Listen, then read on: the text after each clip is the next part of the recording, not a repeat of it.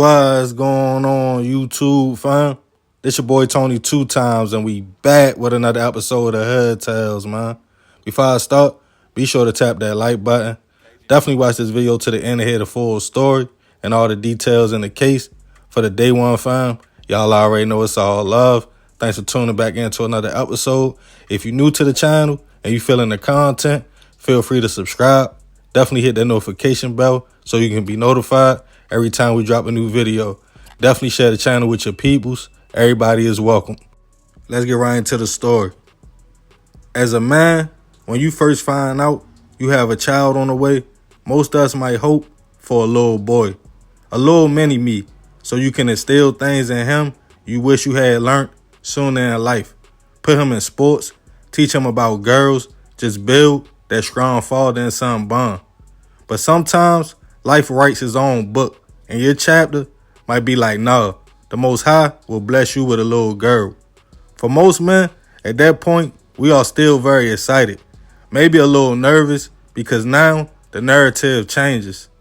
You can still give your baby girl game, but the same way a little boy needs their father to teach them to be a man, a lot of fathers understand the mother will probably be more hands-on to teach that little girl how to become a young woman. But in some cases, boys cling more to their mothers and little girls become daddy's girls.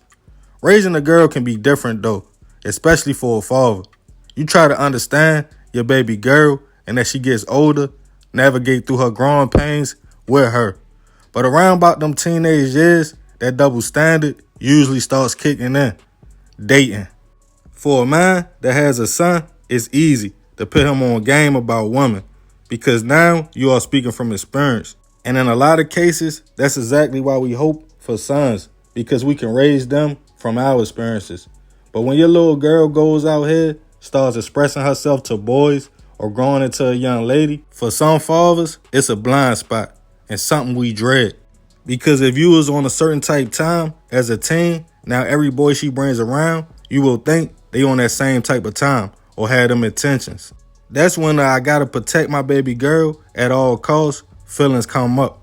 We feel like no man is good enough, or we want them to date who we think they should date. But as they get grown, we have no control over that. And sometimes our protection can backfire and unfortunately even turn fatal. And on this episode of Hood Tales, we'll be taking it to Clearwater, Florida to discuss the case of a young woman who lost her life after getting in the middle of a fight between her boyfriend and her father. Back in 2022, 22-year-old Sydney Green had her whole life in front of her. Said to be energetic, outgoing, with a beautiful spirit and personality, Sydney lived in Clearwater in the Bay Cove apartments that she shared with her father, 52-year-old Lawrence Green. The father and daughter were super close, as Lawrence always bragged to people about how smart and beautiful his daughter was, and how he was so proud of the young lady she had become. Even expressing his feelings to Sydney on her birthday, telling the world about their unbreakable bond.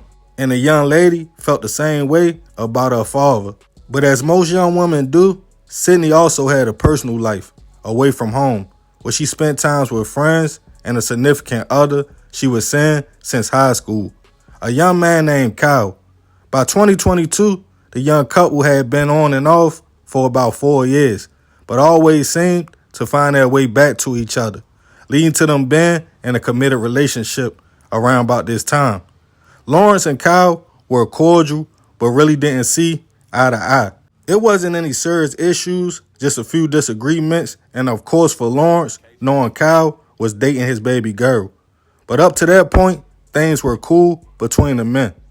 On Sunday, May 8th, 2022, it was Mother's Day morning, so Sydney woke up and called her mother, who lived in Illinois at the time, to wish her a happy Mother's Day and to tell her how much she loved her. After the conversation, the young lady linked up with her boyfriend, Kyle. According to him, the morning went good. They went out to eat breakfast before heading to Tyrone Square Mall to the J.C. Penney's to have professional pictures taken. On the way back home, the two talked about their future, how much they loved each other, even plans to get married.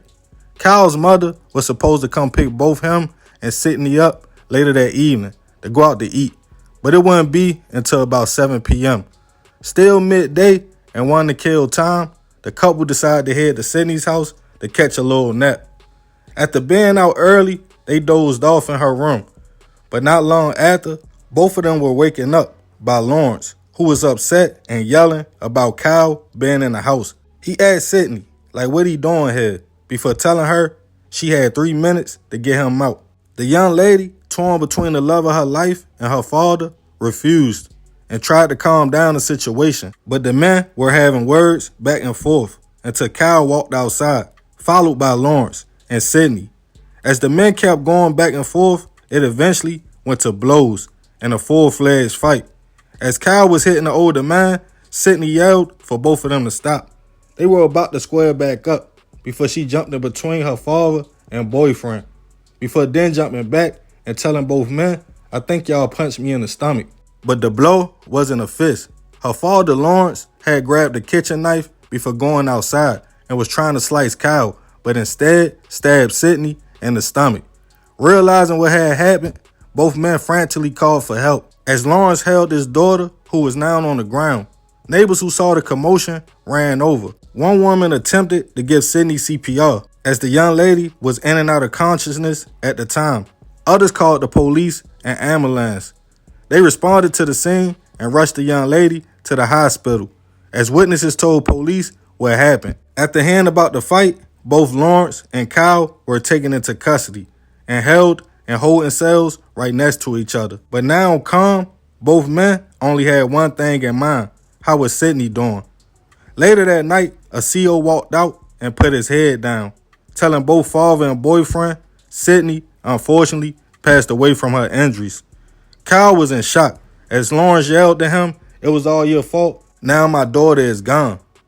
Now that her life was lost, things got more serious at the station, as both men's fingernail samples were taken to see who had the knife and exactly what took place.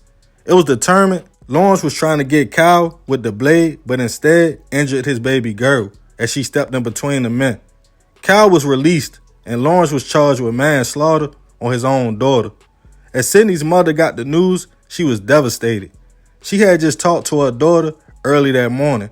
As she stated, Sydney always cheered her up by saying good morning, beautiful, and uplifting her, because earlier that year, they both took a loss. Sydney's sister had passed away as well of COVID. Now the mother had lost 2 daughters just months apart. Even though hurt, she let it be known Lawrence would never intentionally harm their daughter because he loved her too much. As court dates started coming around stating the charges, Lawrence had to face the fact he was being charged with taking the life of his own child. In an interview from jail, when asked about his side of the story, he claimed Sydney and Kyle became mad as he approached them about being asleep in the house. He was only stopping by to pick up some clothes, but he didn't think the couple were inside. He stated he was surprised it went that far, and his daughter was hitting and scratching him, but his focus was on Kyle, and claiming he had just gotten a major surgery, so Lawrence felt like the constant blows to his head would do permanent damage. So to get Kyle off him, he pulled out the knife. He stated that was the worst day of his life, and he wished he never stopped by the house at all.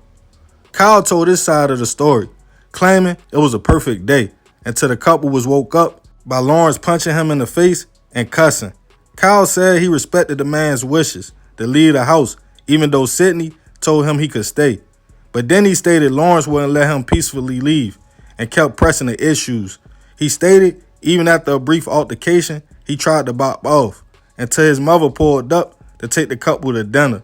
But after seeing the fight, she jumped out the car to see what was going on. And according to Kyle, Lawrence's sister grabbed his mother's head, leading to both men to defend their peoples. Lawrence, his sister, and Kyle, his mother, as they started fighting again, before Sydney then jumped in between them. The young man expressed his pain and hurt, stating he was lost, and they were planning to take a trip to St. Lucia, the island he was originally from. But now his future was rewrote, explaining how they were talking kids and marriage. Eventually, all charges against Lawrence was dropped, as it was determined the father was acting in self-defense. According to the Florida Stand Your Ground law, the stabbing was determined a mistake, And Lawrence repeatedly told everyone it was meant for Kyle, not his daughter. Rest in peace to Sydney. I send my prayers and condolences to the family and everyone impacted by her loss. This was a tough one because a young lady full of life lost her life by getting in between the two men she loved the most. I don't do these stories to judge no one, but as far as Lawrence, he had just expressed to his daughter how much he loved her and how much her presence helped him with his anger and taught him self-control. But those exact emotions were in fact that day, and his anger led to his daughter being gone. Even if he would have got Kyle, the outcome could have still been he probably would have lost his daughter, because it's a possibility she wouldn't have forgiven her father for doing that to her boyfriend. Both men have very different descriptions of how it all went down that day. Kyle accused Mr. Lawrence of punching him in his sleep. Mr. Lawrence claimed Kyle was beating him so bad he needed a weapon. Either way, both of their actions and emotions led to them both losing someone they loved very much. And as far as Sydney's mother, she flew her back to Illinois so she could be buried right next to her sister. But to lose 2 kids in 1 year, I pray she can heal and find that peace. So remember, we got to succeed, not to fail, so we won't be just another hood tale. Man, crazy story. Rest in peace to that young lady. But I ain't going to talk too much more about this one. Y'all definitely let me know what y'all think in the comments. I appreciate you if you made it to the end. This another episode of Hood Tales. This your boy Tony 2 times. Love, fam. I'm out.